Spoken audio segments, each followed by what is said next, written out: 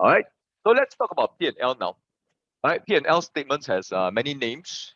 Right. It's also called income statement. It's also called profit statement. It's also basically just called P&L.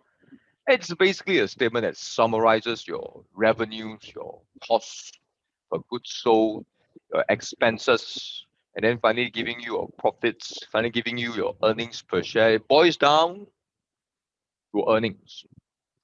That's what we call the bottom line. So you must understand one thing at the end of the day, if a company were to do well in the future, if the company's share price were to go up, historically speaking, statistically speaking, the way you look at it is always the same. It always comes back to one conclusion.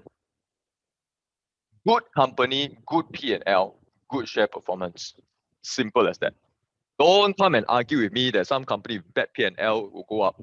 Even if that happens, it's rare. Even if that happens, it is 1 out of 1,000. It is highly unlikely that a bad P&L company share price rise over time. It is highly unlikely. Companies with bad P&Ls do not give shareholder value, do not portray shareholders value. Yes, correct. It can go up, but it's not going to sustain. It bottom lines out the whole thing.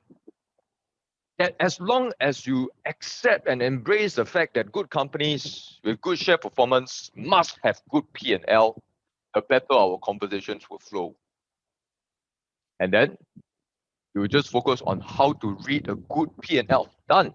Revenue, earnings per share, margin. Three things. How do we read revenue, earnings per share, net earnings, income, and profit margin? Same thing, basically margin.